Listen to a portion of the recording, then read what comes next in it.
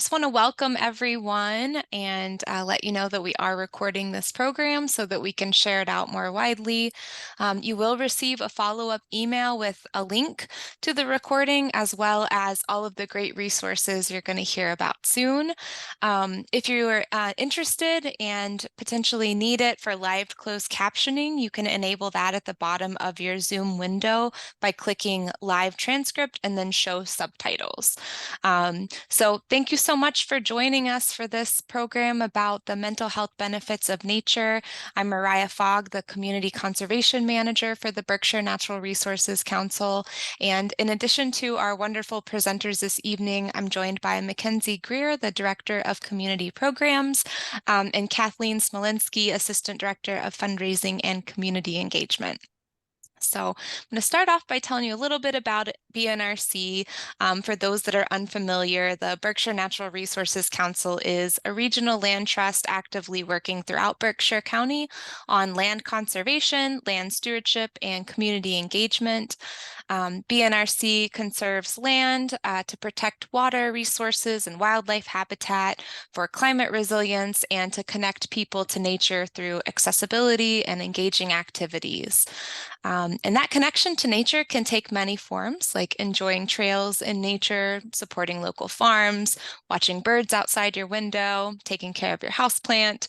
And it can really be deepened by learning about and engaging with the natural world. So I'd like for us to pause for a moment and acknowledge the deep connection of the Mohican people to this land, which is their historic homelands. They call themselves the people of the waters that are never still. And they lived and cared for what we now call the Berkshires and well beyond for thousands of years before Europeans forcibly seized their lands with neither shame nor remorse. And today, their community resides in Wisconsin and is known as the Stockbridge-Munsee community. These lands continue to be of great significance to the Mohican people, with numerous ways to engage, learn, and continue to deepen your connection to these lands. And we'll send some resources in the follow-up email to further engage with the Mohican people as well. And we ask that you please give thought to the native land that you are zooming in from tonight. And with that, I'd like to pass it over to Kathleen for a moment. Good evening, everyone. Thanks for joining. Just a quick little spiel here. Some of you may know BNRC is a donor-funded organization. So that means all the conservation, wildlife protection, farmer support, climate resilience, and free access to the Berkshire outdoors at nearly 60 spots across the region. And free events like these, they're all thanks to donors.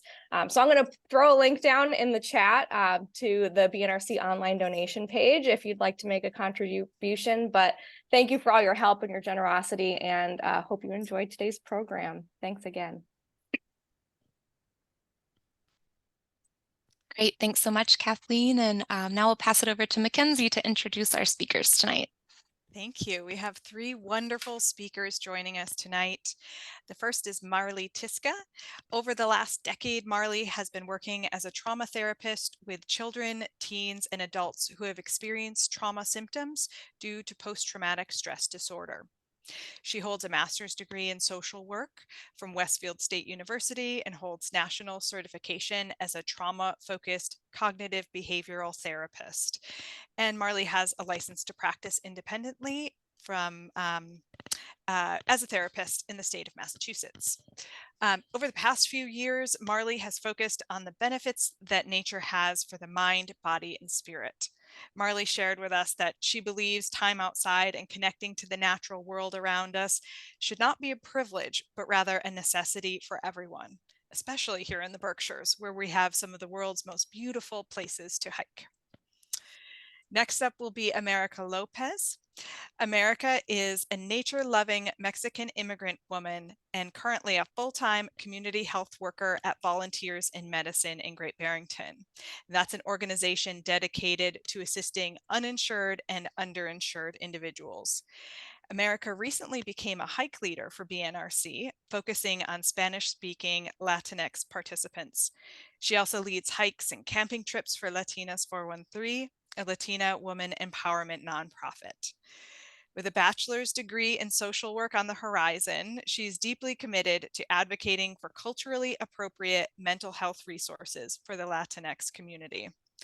As she looks forward to graduation, yay, awesome. She's excited to merge her professional knowledge with her love of nature, promote mental wellness through outdoor activities, and continue advocating for outdoor recreation access to create a more inclusive and resilient community. And Annabelle Coote will be our last presenter.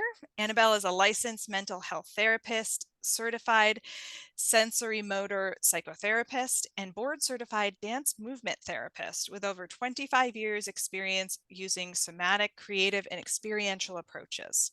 Drawing from neurobiology, mindfulness, the creative process, and a diverse array of therapeutic approaches, she loves integrating art and science of therapy. At Mind Body Matters, Annabelle offers consultation and training for therapists who want to develop their clinical work using mind, body, and creativity. In her private practice, Movement Matters Integrative Psychotherapy, she specializes in anxiety, trauma, women's issues, life transitions, and cultivating creativity. Annabelle has authored book chapters on depression and trauma using embodied and creative approaches in therapy and telehealth, and has presented at numerous conferences. Annabelle shared with us that she's thrilled to see the landscape of therapy evolving, where body-centered and innovative methods are increasingly embraced. So thank you so much. And Marley's going to begin us.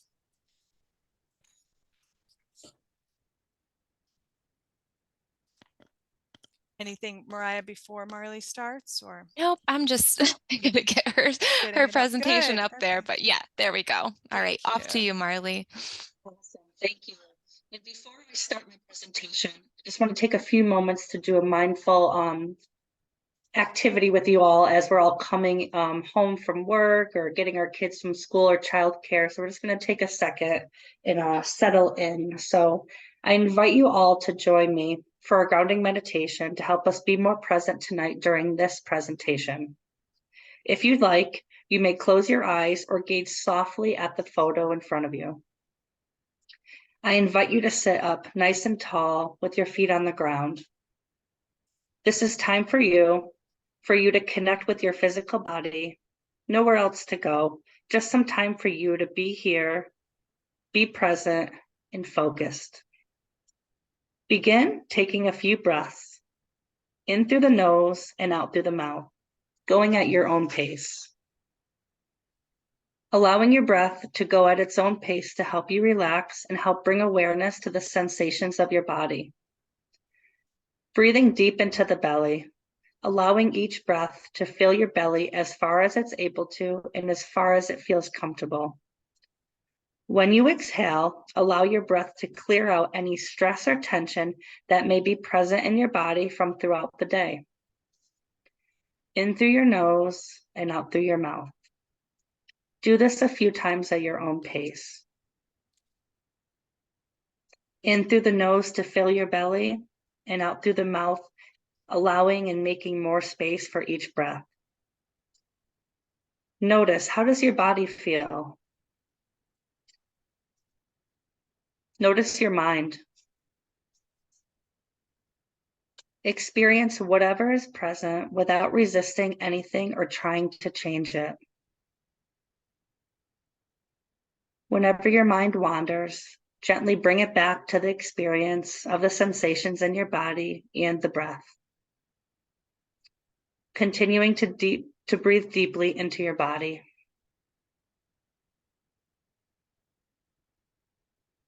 Now slowly make your way back into the space that you are in front of your computer or your screen. You might want to do some stretches to help you wake up so we can begin. So welcome. Thank you for that. And we can do the next slide. So hello, I am Marley, and I'm going to give you a little bit more about the background and the work that I've been doing here in the Berkshires. Up in Pittsfield, I'm now raising my family in Pittsfield, and I've been a trauma therapist for the last 12 years. I started my career at the Berkshire County Kids Place and Violence Prevention Center, working with young children, teens, and young adults who were victims or have experienced sexual abuse or physical assaults, as well as witnessing domestic violence and community violence. I was there for about 8 years, and then I moved over to a program called Pittsfield Community Connections, which is out of the 18 Degrees program. But at the time I was employed by the Breen Center. They had the clinical contract. And we were working with young men in the city from age 17 to 24 who were involved in the gang-related activities in our city. And either they were a part of the criminal justice system or they're part of the Berkshire County House of Corrections. And then from there, I did 2 years as a supervisor in our schools for a school-based program called Connect for Success, helping the adjustment counselors deal with all of the needs of all the children. So we were able to offer clinical support in the schools. In this past December 2022, I finally made the leap of faith, moving full-time into my private practice in Pittsfield, Mass. And that is called Berkshire Greenleaf and Wellness. Next slide, please. So I am a trauma therapist. This is my main focus when working with clients. So we're going to talk a little bit about what trauma is and how it affects us.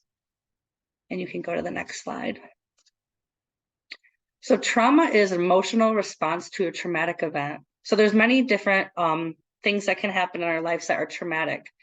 Car accidents, witnessing a car accident, community violence, sexual assaults, physical assaults, natural disasters like floods or hurricanes, including the COVID-19 experience that we've all been through and that we're all still recovering from. So those things are all trauma-based and they can affect us for many years after. Next slide. So I'm going to talk about some of the how trauma can lead to symptoms of PTSD. And those symptoms, they can manifest themselves in many different ways. It can be unpredictable emotions, flashbacks, relationship difficulties, physical symptoms, especially with children. A lot of the physical symptoms, stomach aches, headaches, not feeling well, that we see that a lot. And people who deal with symptoms of trauma may isolate or not engage in activities they once had. They might not talk to their friends or not go to family functions. So you do see somebody really isolating when they are going through something really hard after a traumatic event. Next slide. I'd like to talk about the mental health challenges we have in our community right now. There is a number of things I live in Pittsfield, but Berkshire County in a whole. There is a lot of community violence. We see it in the newspapers. We might see it in the news or hear about it in the radio. We are dealing with poverty issues, especially after COVID. There's been a lot of struggle with how prices are going up and trying to match the means of life and, fill your pantries and your refrigerators. And housing issues is a big issue. There's a lot of homelessness in our community. We have substance abuse issues, and we have, after COVID, we've really seen that we have a lack of providers in this area, and they're struggling to keep up with the demand. There's long wait lists for therapists, there's long wait lists for medical providers. So I think there's been a lot happening that could possibly be affecting young children, teens, and adults here in our community. And next slide. One of the biggest things I think that is affecting humans as a whole is technology. And there's a lot of advantages to technology. We're all sitting in front of our computers now watching this presentation, which is awesome. But in what I've seen, and I think a lot of us are seeing too, that a lot of the younger kids and generations are really focusing on technology, and they're in front of screens all day, and they're in front of their tablets or their cell phones. And I have, driving around our community, sometimes I don't even see kids playing anymore. or riding their bikes. Like when I was younger, we would all ride our bikes and we'd all get together and play kick the can or hide and go seek. And I'm not seeing that as much anymore. So I think technology can definitely have some traumatic weight on where we're going as in a community and as a people and entirely. So next slide, please. So I'd like you to come on a little journey with me. So in all of my work, I was really fascinated by the fact that a lot of the clients that I worked with didn't have a connection to the natural world, nature, outdoors. I would ask a lot of clients, hey, do you hike? Do you go camping? Do you go swimming? What connection do you have to outside? And a lot of the kids I was talking to really didn't have experience outside in the woods. Some of them were afraid to go out in the woods. Some of them were intimidated to go out in the woods. And it really got me thinking, okay, what can I do to help influence and inspire other people to get excited about nature and feel safe about nature and make it part of their life? So I started a Facebook page in March 2019 called with Berkshire Greenleaf. And at that time, it was basically sharing hikes that I went on, sharing pictures, sharing tips and tricks about why this place might be cool or some things you might see on the hike. And it really transformed to a lot of people sharing their experiences as well. And you can go to the next slide.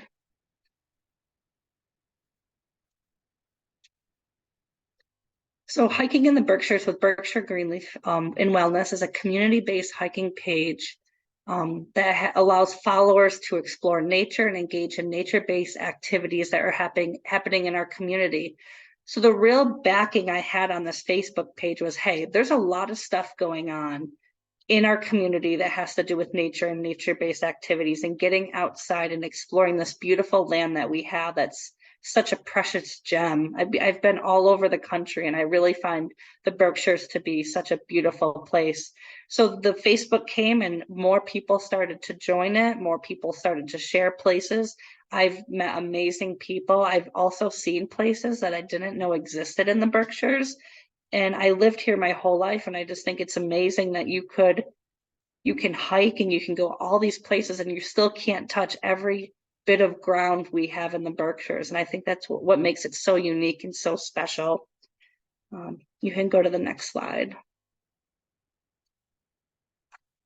And with the Facebook page, so I'm just going to move this real quick. With the Facebook page, it started the year before COVID happened, but when COVID happened, there was a really an uptick in it. I think at that point, all of us were hungry for human connection that was safe, that wasn't going to get us sick. What could we do to stay active? And I had a lot of people reaching out to me, hey, can we get some hikes going? So I started to run community hikes. And these are some pictures from a community hike we did at Mahamba Cobble, which is near Bosque in one of the Berkshire Natural Resource Council's land. And it got people together that might have not went hiking alone. We had great conversations. We met a lot of cool people, and it was just a really fun community, organic, grassroots thing to do. You can go to the next slide. So just a little bit of the facts of what this Facebook page has done. So during the COVID experience, we were able to host 22 community hikes. We were able to collaborate with the Girls Inc. during their summer camps and do some groups for the girls there. I was able to do a census mindful hike with Berkshire Natural Resource Council. And at this time, we have over 7,000 followers for the hiking page, which really highlights why learning more about how nature benefits us is so important, because people are hungry for this. This is getting back to our roots and back to who we are as people. And I think having 7,000 followers really shows you that people are really interested in this and they want more of this, more connection to others, but more connection to the land that we're on. You can go to the next one. So we're going to talk a little bit about the benefits of nature. So Being outside in nature and connecting with the outdoors reduces our stress levels, our anxiety and depression symptoms, helps us reduce negative feelings, improves our concentration, helps us sleep better. Being outdoors increases our good feelings, so serotonin, our endorphins, and also it's able to help us with our self-esteem and motivation. So there's amazing things that happen from getting outside, touching the blades of grass, breathing in the smells, really slowing down the body to connect with what's happening around you when you're out in the woods and out in the forest. Next slide. So these are some really cool pictures of two people really relaxed and really taking it all in. So exposure to nature not only makes us feel better emotionally, it contributes to our physical well-being. So it's been researched that it reduces our blood pressure. Being outdoors decreases our heart rate, it relaxes our muscle tension, decreases the amount of the stress hormone that we have, cortisol, in our body. So these are things that are being researched, and they're finding a lot of awesome things that really back up what we already feel when we're out there, but now there's research to back that up. Next slide. And I just want to talk about the vitamin D. So just being out in the sun is so important for us. Vitamin D, I see a lot of clients who go and get blood work just to see where they're at. And obviously we live in a place where it's pitch black out now. It's, only 5:30, but we are depleted in vitamin D. So it's important to get as much sunlight that we can get so that we can reduce our depression and anxiety symptoms. And the sunlight elevates our mood. We know that time of year when spring's just coming, that we can all open our windows and we feel the sun, and everybody feels that jolt of energy that the sunlight gives us again. So we all have experiences with this. Next slide, please. So this is my office. I'm located on North Street, and my goal is to do more outside work, but right now this is the office space that I have, and I try to incorporate as many natural elements that I can. So I have a lot of plants in my office. I have really beautiful sunlight with these awesome windows. I have a lot of crystals, and I have a sound machine that does a babbling brook sound.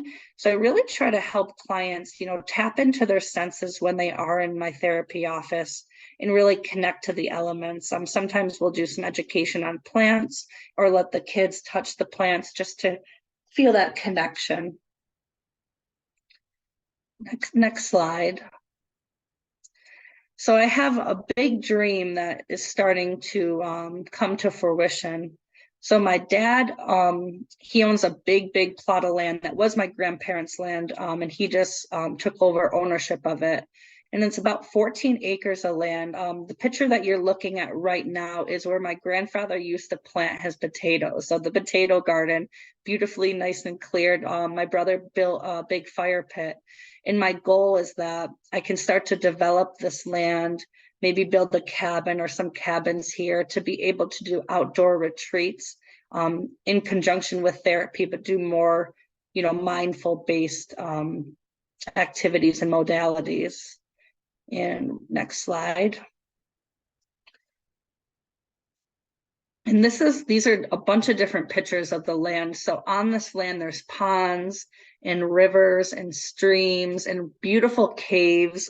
There's a lot of articles in the Berkshire Eagle years ago when they blasted through some of the caves. So there's a lot of cool things on this land, a lot of trails. I just bought a 4-wheeler last week so I can start clearing some of the trails that have overgrown in the past 20 years. So we've started to break some ground and cut down some trees, but my goal is that, office therapy is beneficial, but doing outdoor therapy is even more beneficial when you have all the elements and the benefits of nature. And this is just my daughter in the middle, just being silly. And next slide. And I was trained 2.5 to be a outdoor mindful guide with Gerpalu, and that's something that I want to incorporate with my dream. I want to be able to have more people come to the land and participate and deeper their connection with the earth, maybe do fire meditations and walking meditations, possibly do barefoot walking meditations. So there's so many things that we could do with this land, and I'm really, really excited to start moving forward with my ideas. In a mindful outdoor experiences, providing an opportunity for participants to deepen their connection to the earth, helping them be present in the moment and aware and have a mindful connection to their breath, the land, and to one another. And next slide. And I just want to recap on why nature-based modalities work so well. So not everybody works well in a therapy office. Some people may be intimidated sitting in front of a therapist looking at them. They might not want to do eye contact. They may have had a traumatic or a bad experience with a therapist in the past or with an agency in the past. And these outdoor modalities really offer something different, something that's new to them, and they are able to, walk side by side with a therapist or walk side by side with others in the group instead of feeling the constraints of an office space. And, we went over some of the other benefits. So outdoor therapy really does have a space. One thing right now that we do struggle with as therapists is insurance does not want to cover outdoor modalities because of the liability. So hopefully over the years, we can kind of bulldoze through these barriers and have this kind of work covered through insurance. So right now, a lot of this work would be paid out of pocket, which can also be challenging for people, but hopefully we can make some strides and change that as more evidence shows that nature is healing. And next slide. And here's my website, and that's my presentation. Thank you very much.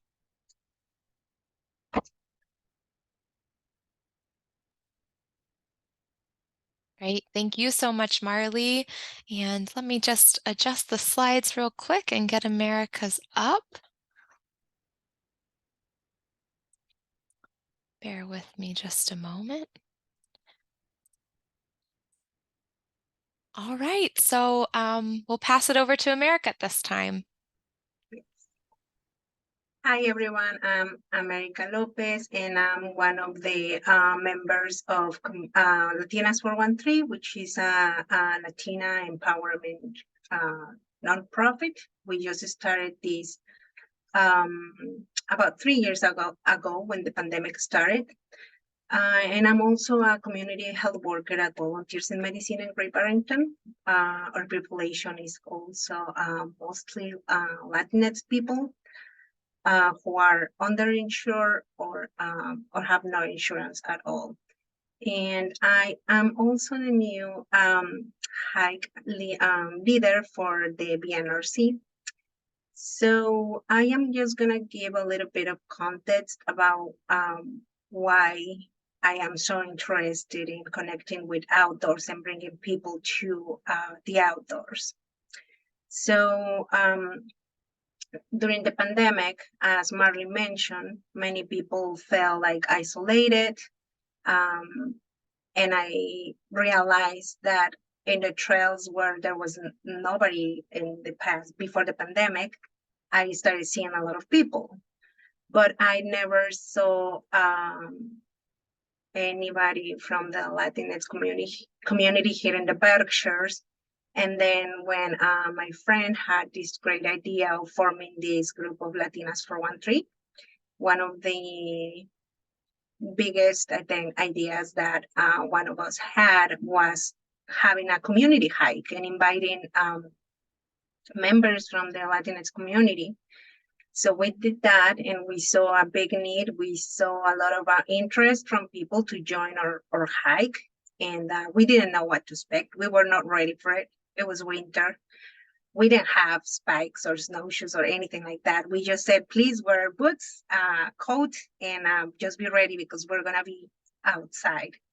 So after seeing the response from women, we thought that this was a great opportunity to connect with them, to actually feel like we were in community and that we were using the resources that are available here in the Berkshires, which are like the beautiful trails.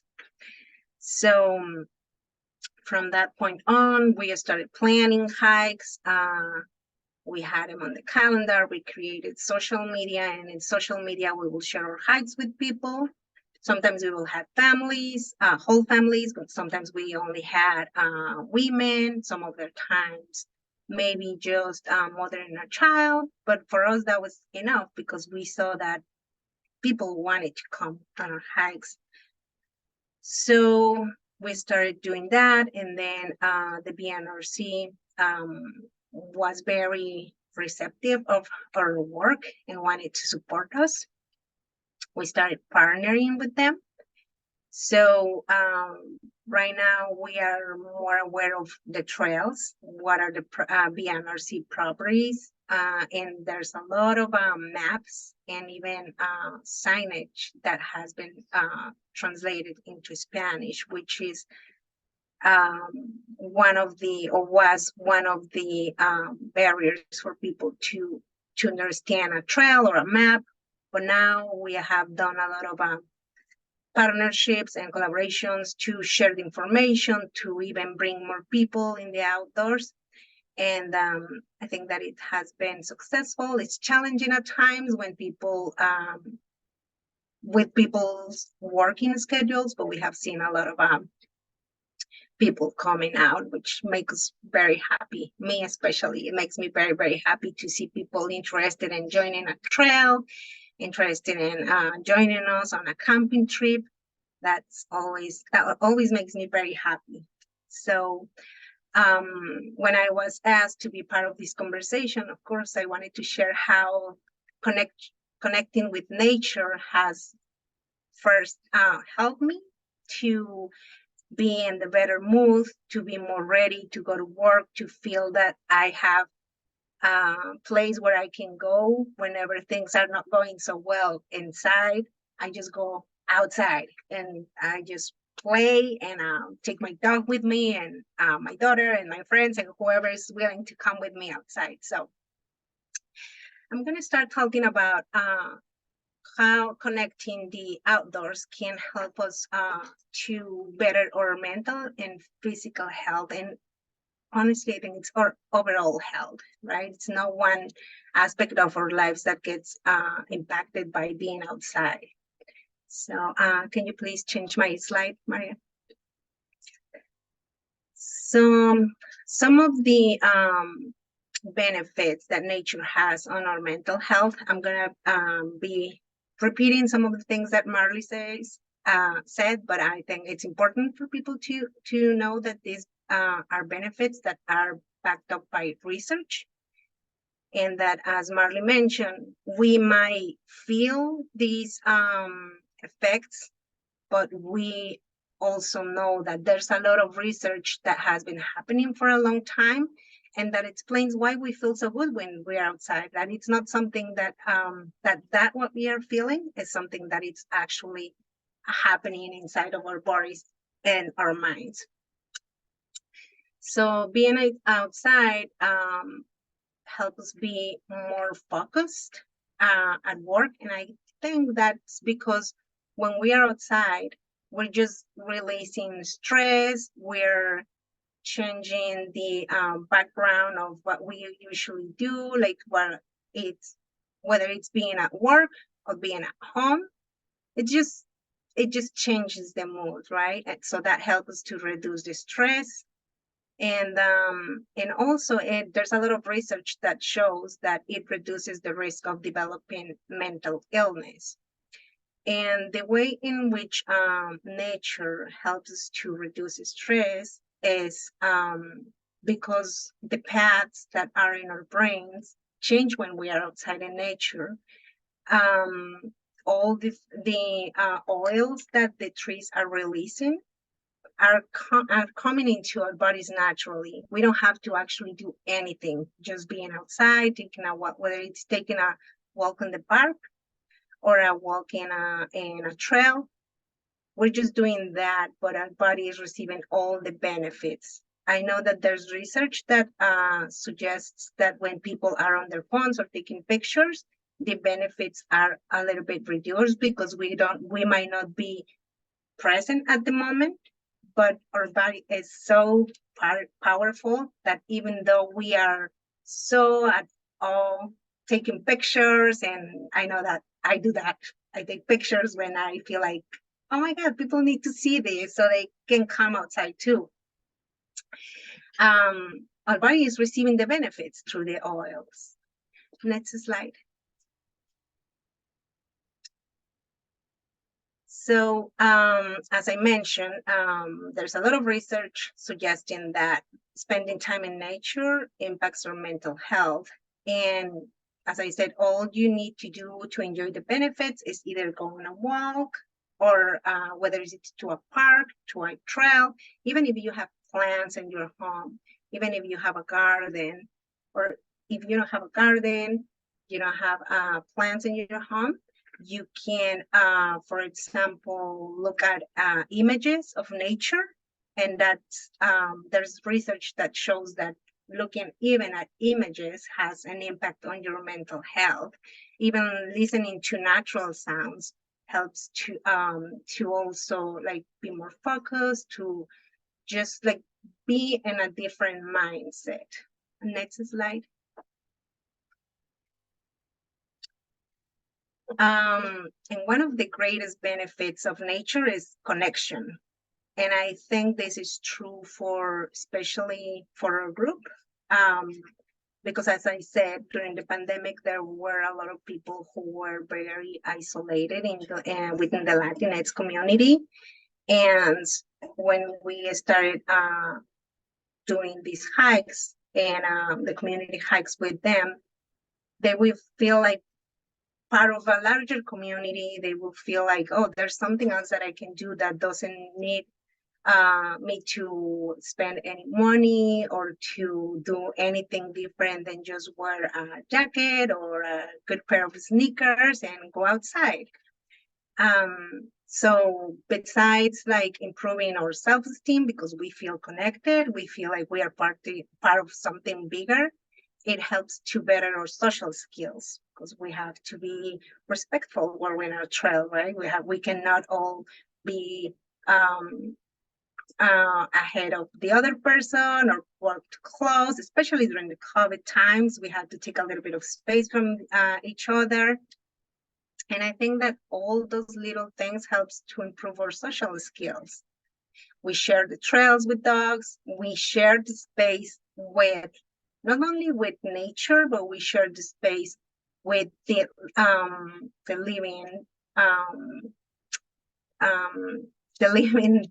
animals and everything that is the trees. I feel like being in nature helps to understand that we're just one part of the whole ecosystem. We are not the center, we're just part of it. Next slide.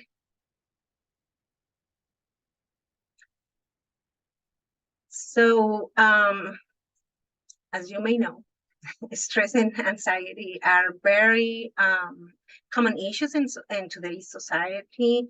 Due to this stress is related to work, can be related to family concerns. It can be just daily stress, right? We all feel from time to time that things are getting out of control in life. Sometimes it's so quick and we just want to do things just like on automatic, and sometimes we don't take the time to like really sit with our thoughts and take a step back and say, okay, what is realistic? What can I do to approach this thing that is concerning me in a better way? So there's science that tells us that when we go outside and we take that time, not only we step away from what is concerning us, but we also get a little bit closer to ourselves because we connect with what is in our thoughts, and we get distracted by nature's beauty, which always makes us feel again more focused when we go back to our daily lives or whatever it is, family, job, school, you name it. And this is a beautiful picture of my dog by Monk's Pond. If you haven't visited this BNRC property, I suggest that you Google it and you do it, because it's that place is just so beautiful. It's breathtaking. Next slide. And so being outside also helps to better our immune system. Research shows too that exposure to natural environments can boost natural killer cell production, which is essential for fighting infections and cancer. And the way in which this works, and I'm very amazed by this, and how amazing our body is, how it helps us without us having to do anything. It's just so mind-blowing for me. So when we go into a trail, as I mentioned earlier, trees are releasing oils and chemicals that we are not aware of, but they're releasing them naturally. And by us exposing our bodies to those oils, they get the bodies absorb, our bodies absorb those oils. And this is a practice that was first studied in Japan in a practice that it's called, I'm gonna not pronounce it so accurate as I want, but if there's anyone in here that can help me correct it, please do. So the practice is called Shinrin Yonku, which is forest bathing in Japanese. And so Japanese people were the first ones to actually research what was the connection between these oils that the trees expelled and how they help to produce the natural killer cells. So as I said, our bodies are just like perfect machines. We don't have to do anything. They do everything for us. Next slide.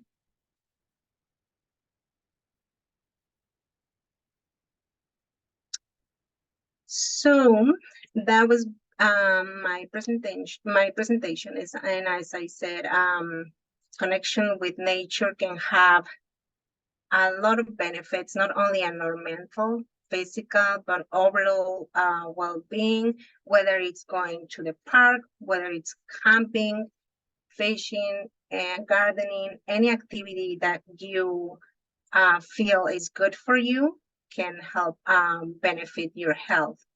And well, if you have any questions, just feel free to reach me. Thank you.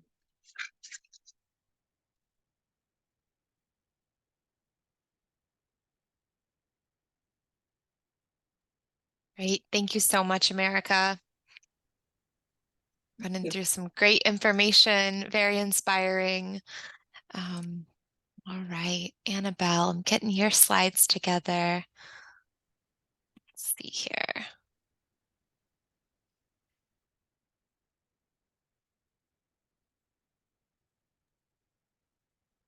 All right, we'll pass it over to Annabelle now. Thank you.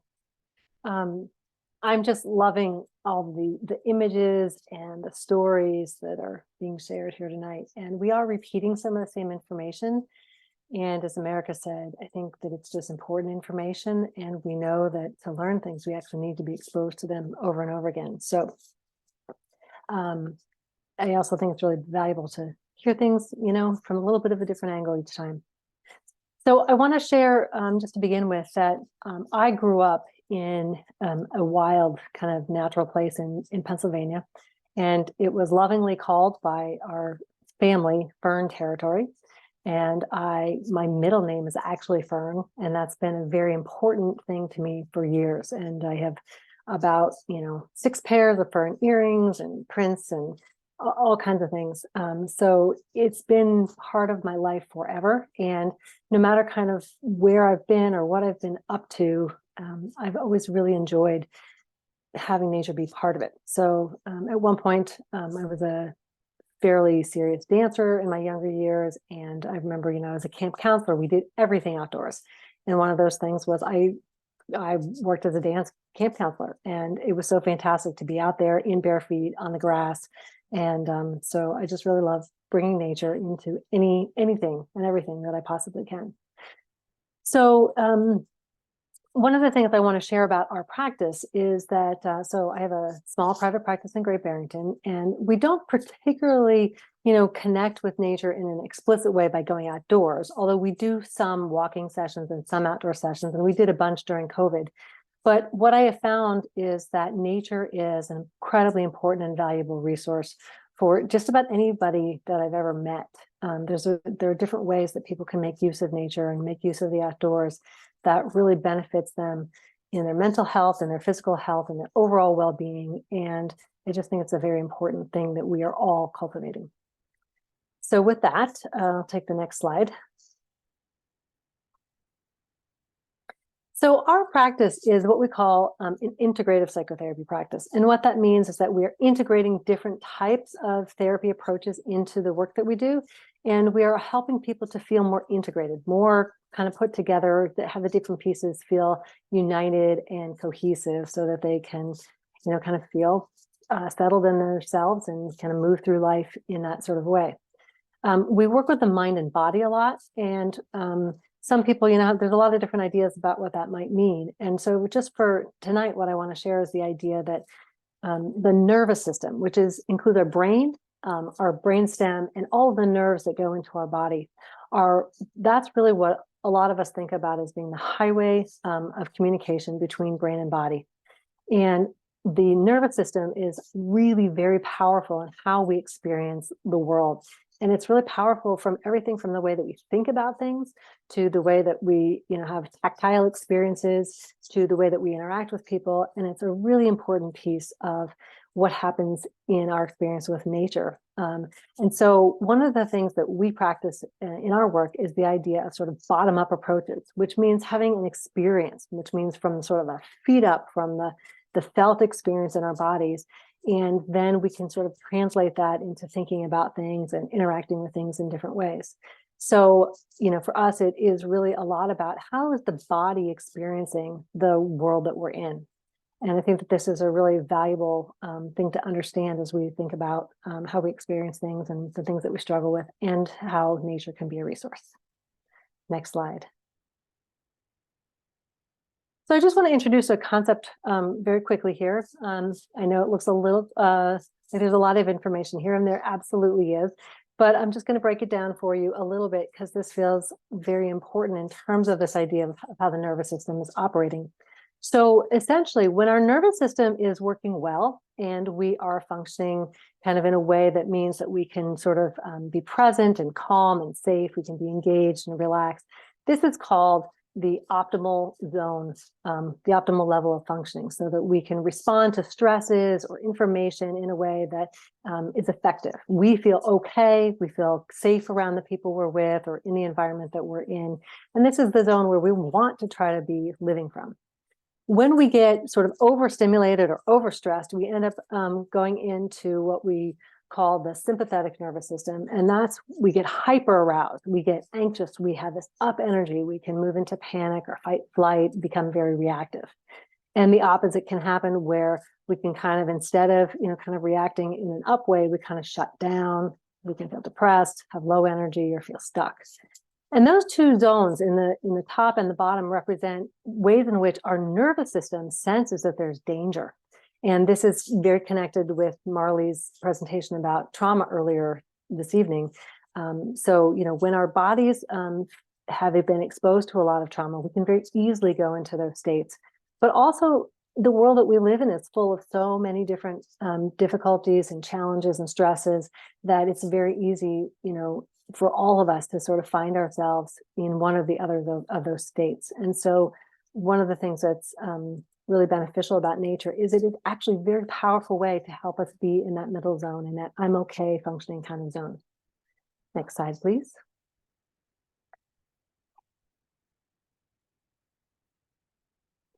So these are just two graphic images, but I pulled them here to show. The image on the left in the blue is a picture of neurons.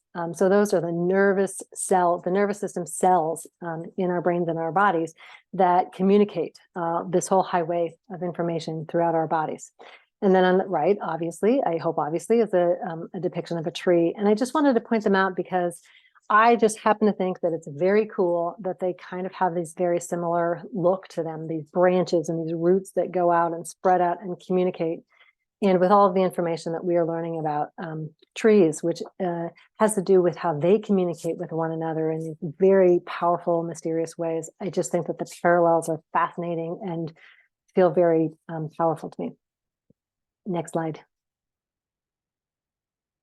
This is a quote from Rachel Carson from Silent Spring, and I'll just read it to you. And if you would like to just take a moment to take your gaze, to the image that you see in front of you, read the quote along with me, or close your eyes and just sort of feel it in your body. Those who contemplate the beauty of the earth find reserves of strength that will endure as long as life lasts. There is something infinitely healing in the repeated refrains of nature, the assurance that dawn comes after night and spring after winter. So just take a moment to sit with that quote, take a breath in, and an exhale, and we'll go to the next slide.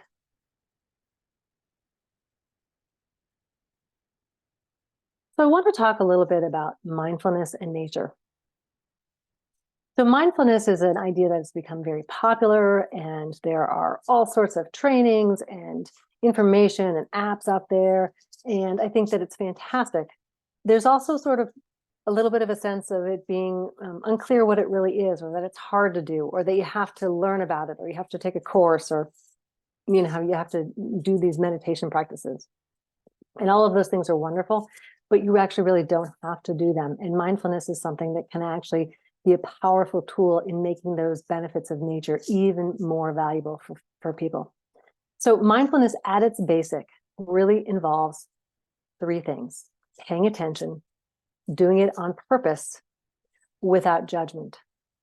And so, just by paying attention even to this presentation, if you are here with me, if your intention is to be here, is to listen, is to be curious, and to be focused on this, that's a little bit of mindfulness. If you're walking in nature, often mindfulness just kind of happens because you are paying attention to things in a different way. Not always. And that's one of the things that I'm going to talk about a little bit more here, which is the idea that nature can automatically sort of move us into a different state of being. It can shift our mindset. It can shift our body's experiences. But we can also sort of, without being intentional about it, we can kind of still bring all that stress right into nature with us. So I was taking a walk the other day, and I realized partway through that I wasn't even looking at the trees. I was walking and I was getting a lot of the benefits of being outdoors, but I was in this closed off zone. And when I paused and stopped and realized that, I actually stood for a minute, I opened my gaze, I looked around, and I made the intention to have a different kind of connection with the experience I was having. And that really added to the benefits of being outdoors and of the moment that I was experiencing. So I'm going to be giving some tips and ideas about that throughout my presentation here. Next slide. So I'm going to briefly talk a little bit about how nature can benefit with some of the most common mental health issues that people experience: anxiety, depression, and trauma. And I just want to make a note that these are things that people can struggle with in very significant kind of ways. And they're also things that people can struggle with in smaller, more subtle kind of ways. We all have some experience of feeling anxious or feeling depressed or having some traumatic experiences, even on smaller scales. So this applies for people across the board. Next slide, please. So I'm talking about lowering anxiety through nature. So one of the things that we can do is we can use our senses, and I'm going to talk about this in a moment, but our sensory system can help us to calm and to regulate our system so that we can be in that middle zone that I talked about earlier. Feeling connected to the earth can kind of take our energy and kind of lower it in a positive way so that it's not so up and anxious. moving in nature, being active, and this is true not in nature, but in nature in particular, movement can help to kind of discharge some of the energy that is tension or restlessness that we need to kind of get out. And then breathing is something that in nature is something that we sort of find ourselves naturally sort of shifting into a deeper breathing, into a way in which we are taking things in more, and that really can help soothe our system. Next slide.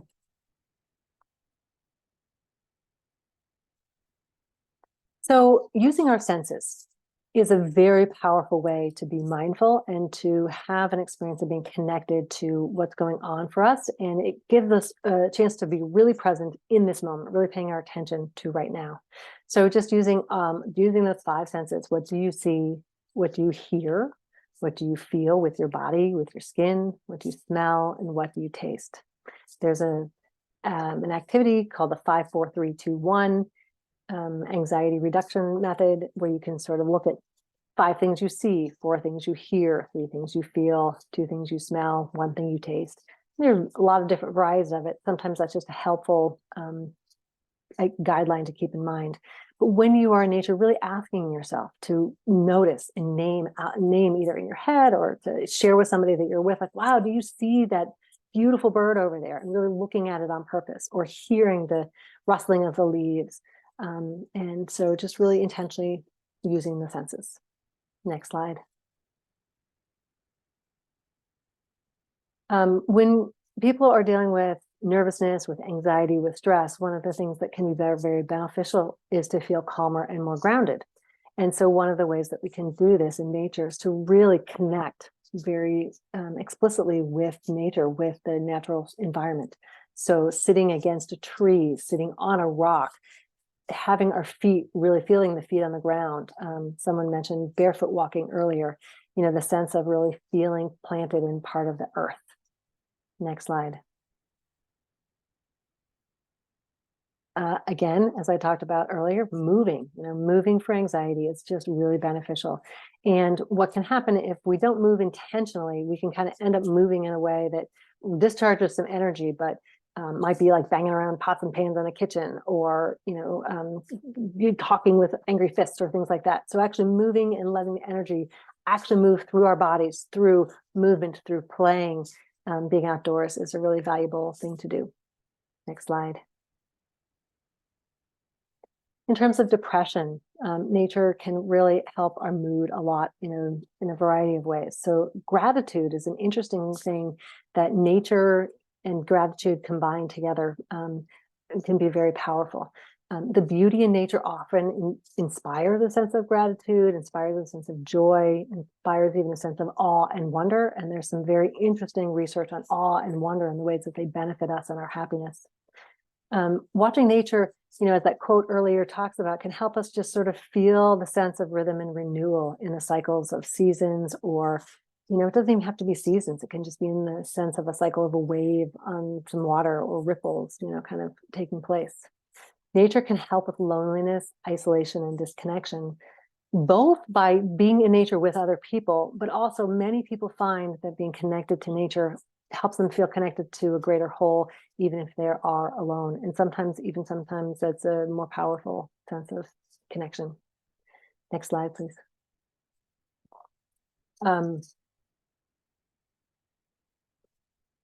Water comes from nature. It's pretty awesome.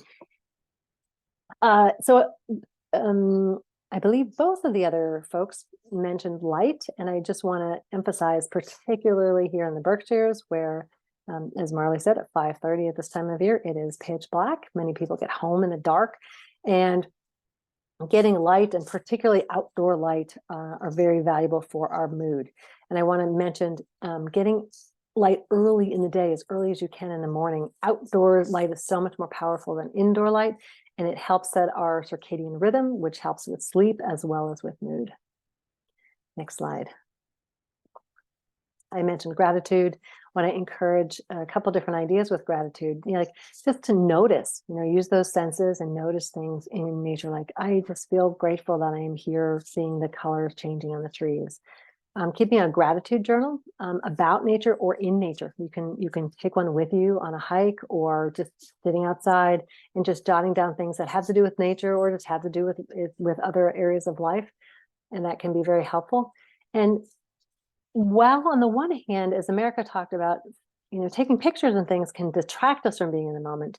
If we use them intentionally, taking photos is actually a way to feel more present and connected.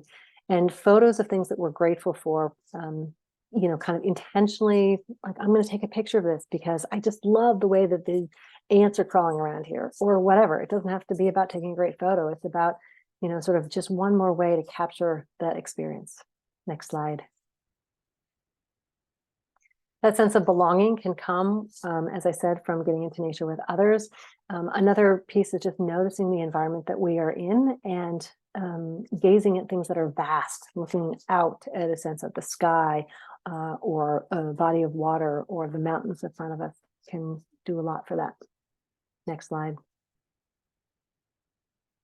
And then being a part of nature sort of over time is a very valuable thing, particularly in the sense of connecting ourselves to a sense of meaning or purpose. So planting something, watching it grow, nurturing it. I took a bunch of dead leaves off of a fern that I have at home this morning, and it's just the slowing down and being meticulous about it and taking care of this plant just can be very soothing and can be very nurturing, not only for the plant or the garden, but for ourselves as well. Next slide. In terms of trauma, many of the benefits of nature for trauma are the same as anxiety because there's a lot of anxiety in trauma responses, but it can help calm the nervous system, help us find those safe zones. It can reduce hypervigilance, that sense of like, always kind of being on guard and looking around our shoulders. Nature can kind of really be a natural soother in that way. It can provide a sense of safety, and many people can be present in nature in a way that they find that they can't be in other areas of their life. Spending time in nature with others, it can be a safe way to improve our connections. Next slide. Going back again to the idea of using our senses in nature to help us feel more present, safe, and regulated is a really useful way to work with people who have a lot of the trauma responses, or just even smaller trauma responses or stress and anxiety. Next slide. Looking to the horizon is a very powerful way to be in nature. It actually changes the brain circuitry, and it really literally gets us out of our head. So we look to the distance, and one of the things that can be very powerful and also fun is, kind of looking at a distant view, looking at a medium view, and looking at a close-up view. So sort of playing with those views is something that can really help to kind of shift things in our brains and the way that we're thinking, and that shifts things in our body and can interrupt things that kind of are getting stuck in there. Next slide. Nature can provide reminders of growth and change. So there can be metaphors in nature, and again, they can inspire that awe and wonder. So, we can see reminders of spring, or we can see reminders that things move on. We can see reminders that there is something new and different all the time. And we can bring things home. We can bring leaves home or flowers or stones that can help us to hang on to some of that. Next slide. I want to quickly introduce the idea of glimmers. So this is a concept drawn from polyvagal theory, if anyone has heard of that. It's a theory that goes along with that nervous system stuff. And the idea of glimmers is that instead of kind of being drawn to something that is distressing to us, we can actually choose on purpose to pay attention to something that is delightful, that creates a sense of joy. And it doesn't have to be something big. It can be something relatively small. It can be looking at the vase of flowers and just taking a moment to feel delight in it, or catching something out of the corner of our eye. So nature provides just a wide, kind of array of things that we can feel that sense of, like just a little pop of feeling good, grateful, pleasant, positive, putting a smile on our face. And then if we really notice them in that moment, we can also sort of bank them for later and kind of remember like, oh, I really enjoyed that thing. And then we can build these up over time. So that for me, for example, the lighting recently, when the sun is out, sort of this fall lighting that changes and it starts to get thinner, but it has this magical quality in it. And so because I've been paying attention to it, when it shows up, I can benefit from it like very quickly because I've sort of been building up sort of the muscle of paying attention to it. So that's what a glimmer can look like. Next slide, please. I want to go through just a few slides about how to connect with nature really easily, because I think that it is so fantastic to get out and go for hikes or swimming or, whatever it may be. But also, I think that it's really valuable to figure out how we can do it in these little tiny ways that can add to the benefits for us day to day, moment to moment, throughout the day, particularly when we can't get out and do some of those more involved sorts of things. So, starting right here, looking out the window and noticing the trees that are right there, looking out the window and seeing the leaves that are falling down. Mariah, you can actually kind of pop through this next little series of slides fairly quickly, as I just mentioned something about them. Being outside and just breathing, like really just taking a few deep breaths in and out in nature is very powerful, easy to do. Growing plants, we talked about that a little bit earlier. Stepping outside, like really truly making the choice to just open the door, go outside, even if it's for 30 seconds. Sometimes I've opened the door and just like taken that breath in, close the door and move back on. And it can really be powerful how effective these tiny little moments are. Looking at the sky, the stars or trees, like just looking at them, either inside or outside. So it's really deliberately paying attention. And again, you could use the other senses as well. Taking pictures, I talked a little bit about before, but really it could be an easy thing to deliberately, even set an intention. I'm going to take 3 pictures of something beautiful in nature today. It could be like grass growing up through the sidewalk that catches my attention. So we don't have to go on a big hike or do a big mindfulness thing. We can do those things, but we can also bring it into these small little ways. We can bring it into right into our technology, into our screensavers, having artwork on the walls, decorating with nature things. Which brings me to dried plants. We can have houseplants, but we can also have pussy willows or eucalyptus or whatever attracts our attention. Shells, stones, things that remind us of nature, that connect us to nature. We can really connect to nature using our memories and using our imagination. So we don't even have to be in nature to have some of the benefits. Our nervous system, our brain actually creates some of the same pathways and chemical responses that happen when we are remembering different experiences. So if we can just remember things or imagine them, we can get a lot of those benefits.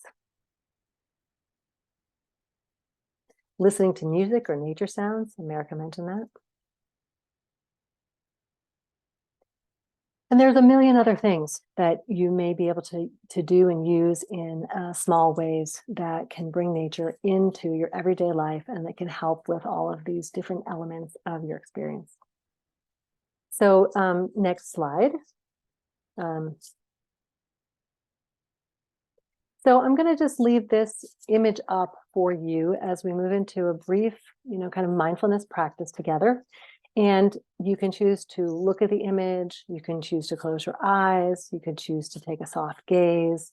If you are sitting, you can stay sitting. If you are wanting to maybe stand up or even lay down, those things are welcome as well. We're just going to take a few minutes here to do that together, and then we'll open up for some questions. So what I'd like to invite you to do first is just to notice your breath.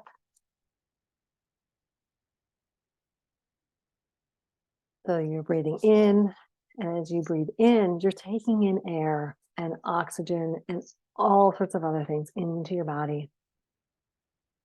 And as you breathe out, you are letting go of the things that your body doesn't need.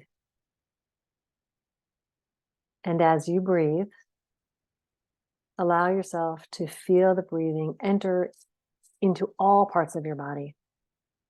So it's coming in your nose or your mouth, and it's traveling not only through your lungs, but it's going into your bloodstream, and it's traveling to all parts of your body, from your head, down your arms, down into your belly, into your back, down your legs, and all the way down to your feet.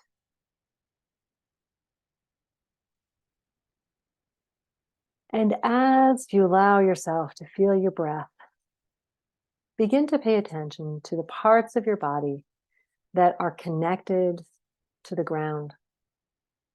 So most of you are likely indoors while you are listening to this. If you happen to be outdoors, congratulations. But either way, pay attention to the parts of your body that are touching the ground. So maybe your feet, maybe your legs, maybe more of your body if you're sitting in a different way or laying down. And just really feel the sense of gravity being there for you. Really feel that gravity is the thing that's allowing you to connect to the ground. And that underneath whatever type of ground you are feeling, whether it's a floor or a carpet, that underneath that is the earth holding up the building that you're in if you're inside, or holding your body up if you happen to be right there. Notice how connecting to that sense of gravity and being connected to the earth can help you feel connected to yourself.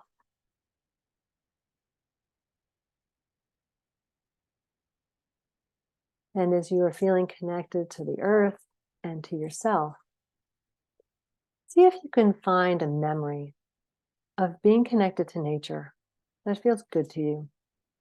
It could be something recent or a long time ago. It could be just a small moment. It could be something larger, an event, a hike or a trip. And as you begin to remember this positive memory of being in nature, see if you can notice the things that you saw in nature that were part of that experience. The colors, the shapes.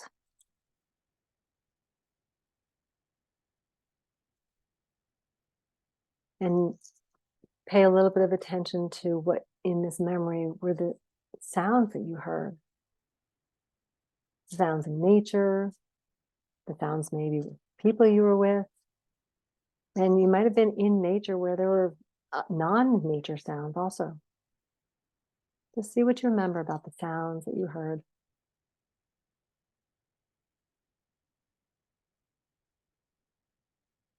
And then try to remember what your body felt. Where did you feel the air on your skin?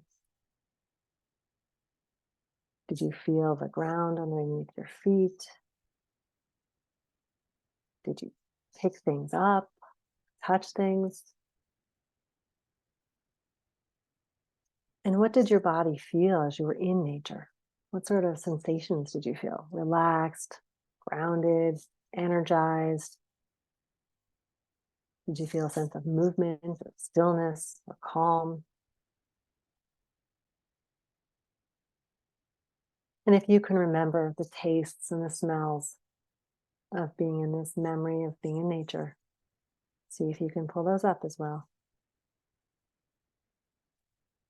And take a few minutes just to breathe in and breathe out while you're remembering this positive experience of being in nature. And see if you can let a word or a couple words come to mind that remind you of the essence of this experience that you had. And if you can remember them when we're done with the presentation, maybe you can write them down or share them with somebody so they can help you to remember this moment And you can come back to this at any time and see if you can use it as a resource for yourself when you're not able to be out in nature, or even when you are. Take another couple deep breaths.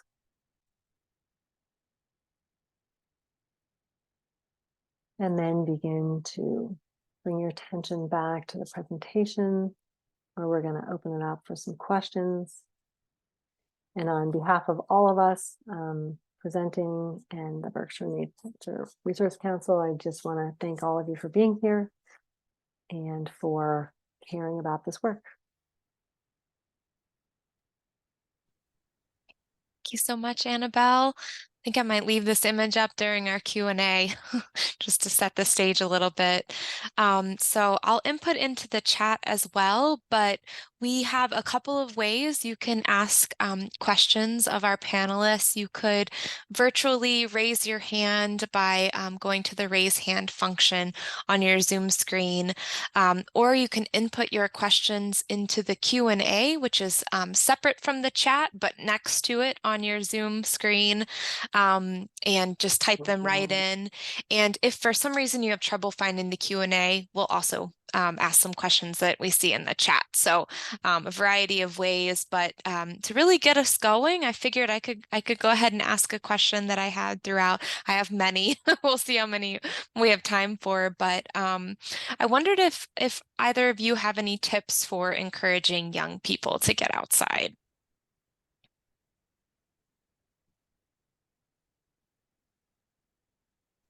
One tip I have for getting little kids inspired and curious about outdoors is doing like scavenger hunts, or coming up with like a little activity of how many like creatures can we find today, and let's draw the creatures that we find instead of like picking them up and disturbing the creatures. Can we go find them and then we can draw pictures of them? Something like that, like a little bit of like detective work, getting them to say, hey, like what's under that leaf, or let's flip this log or this rock and let's see what's under there. Thank you. Yes, sparking that curiosity. That's a great idea.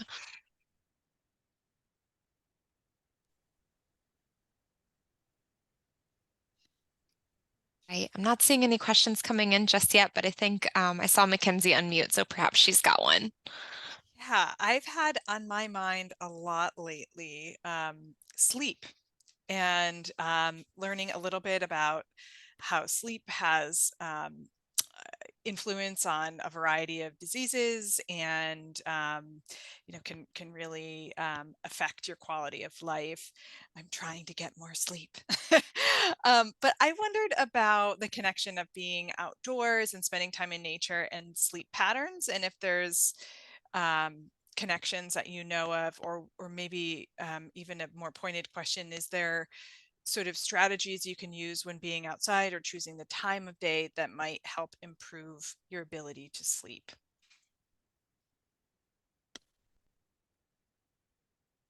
I'll jump in with that one.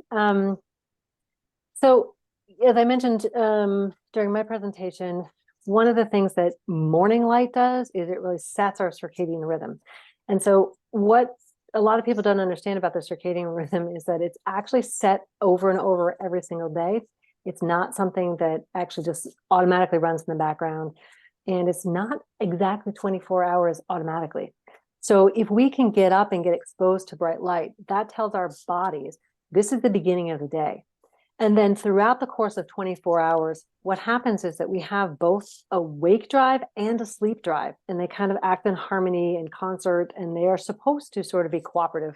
And some of the things that we can do to really make sure that that's the case is having a steady sleep wake time. The wake time is actually, a lot of people know the idea that you should go to bed at the same time every night, but actually waking at the same time is more important, because that kind of sets the clock over. And that's an important piece. Being outside is something that can help do that, both in the morning, but also if you can get outside at any time of the day, you are getting some of the benefits of the light, but you're also getting the benefits of kind of breathing and moving in a different kind of way, and some of the exercise is going to help.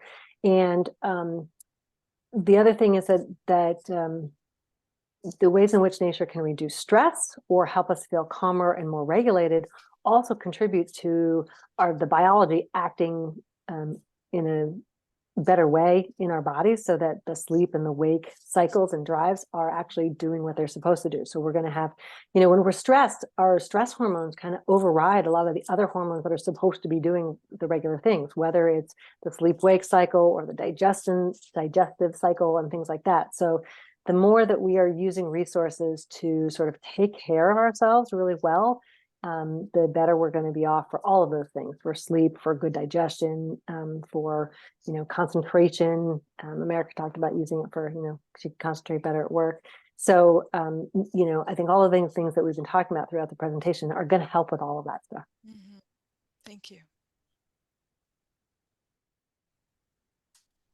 One for you.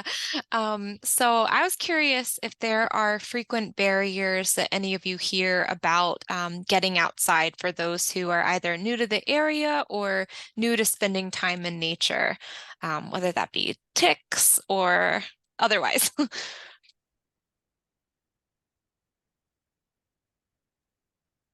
just gonna jump in. I feel like one of the barriers that I have heard people saying they have is many times they believe, especially people from like coming from Latin America or maybe outside the country, they believe that they're gonna find a bear on a trail, right? And I don't know that's necessarily the case. I've been in many, many trails, different trails, and I've never seen a bear in a trail. So I try to tell people, I'm sure that the bear is more afraid of you, that you are of the bear, because you're gonna be in a trail that it's there for people. People come there. You're not gonna be the only person in there. And the other one was well, at least here in the Berkshires, knowing how to read the signs and to know how actually a trail looks like, and that it's like there's signs that you can follow the path, that it's clear marked along the way. Yes. Thank you. That's very helpful information. Yeah, the bear question comes up often, and I'm with you. I do think they're more afraid of us than we are of them, which is good news for us all. Marley or Annabelle, do you have anything you'd like to add to that from your own experience? I'll just jump in on the bear question. Yeah. Because I have actually come across bears, Mm. including right here in Great Barrington. One day there was a bear right at the beginning of the trail. And that was a situation with the little closed loop, and I was like, I think I'm going to go someplace else right now. But it is true, absolutely, that bears are more afraid of us. They're not interested in attacking us or harming us. We're not talking about grizzly bears here. And just making noise will alert bears to our presence, and they're mostly just out doing their thing. And so even the idea that there could be bears, like, okay, there could be bears. Take some maybe go with somebody who has a little more comfort level if that's a real concern, or something like that. Absolutely. All right, Mackenzie, do you have another question by any chance? And I'll just encourage participants not to be shy. All questions are welcome, though I think our staff has a few more to keep us going if we'd like. I think you had a good question there. Yeah, I've got another one for you. I've heard a lot of folks talk about sit spots, and I was wondering if one of you might be willing to explain what a sit spot is. I could do that. So a sit spot, in my experience, is language that's coming from the Grappalo Outdoor Mindful Guide certificate program that they do. And a sit spot is essentially a spot that you have access to. It's hopefully outside, but it could be a stoop, a back deck, a porch. It could be in the driveway, anywhere that you can sit and connect to nature. You could do that with your eyes closed. You could do that with your eyes opened, and just sitting in that space and really taking in all everything in there with your senses. What does it smell like? What does it sound like? What animals are around? If you are really quiet, do you get more animals? Is there different sounds? Can you hear the leaves ruffling? And it's just a spot that you have access to in nature. And if you live in like an inner city and you don't have too much, even sitting next to a bird feeder out in your backyard or on the street, it's wherever you could connect to nature. And they use that sit spot. They suggest, sitting every morning, maybe for half an hour or 15 minutes, just to connect to nature, connect with yourself, and ground for the day. It's wonderful. Yeah, thank you both so much. So I think unless there are some other questions, we have a great comment from Vicky. Read What the Robin Knows by John Young about sit spots. Fantastic, Vicky. I'm going to copy and paste that so I can send it in our follow-up resources as well. But yeah, if anyone has any last minute questions, feel free to pop them in to the Q&A or virtually raise your hand. But I just wanted to, begin by saying thank you so much to our fantastic presenters.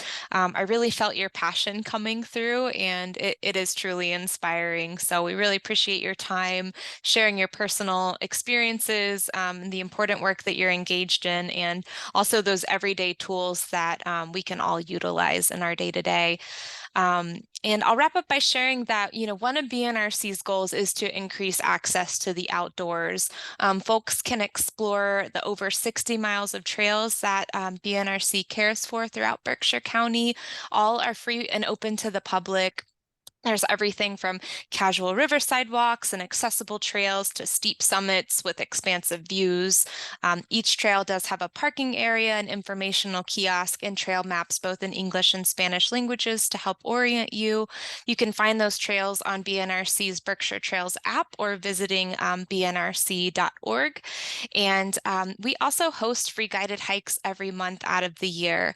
Some are education-based, recreational-based, child-led, for Spanish speakers and those interested in Spanish language immersion, as America mentioned, beginner focused, and more. So you can find that information on the website as well, and I'll share a link in the follow-up email. Yeah, so you're getting some love in the chat, just so you know. Hopefully you're seeing that. And again, thank you so much for your time, and for all of our participants watching live or perhaps the recording. I want to jump in at the very last minute here just to offer a slightly different perspective than all of the things that we've been talking about, which I'm assuming that for most of you, if you're watching this, you're really resonating, and the things that we're saying kind of are going to be making sense to you. But there are people for whom some of the things that we're talking about actually don't resonate, and some people are going to feel actually more alone in nature or intimidated by nature, or they're going to have different effects. Some people don't enjoy the springtime, for example, coming alive, and that can actually be, there are people who have paradoxical, kind of seasonal and affective disorder in the spring and summer. So I just want to name that there can be different kinds of experiences, and nature can still be a resource for people who have those kinds of experiences. But I just want to really name that it's very important that there's no right way to feel about nature or to engage with it or to do it. And so, please find people that you can talk to about how to do it differently if that's really relevant for you. Thank you so much for that, Annabelle. All right. Any last, I'm sorry, it's my cook dinner alarm. Anyone else have anything else they'd like to say before we log off here?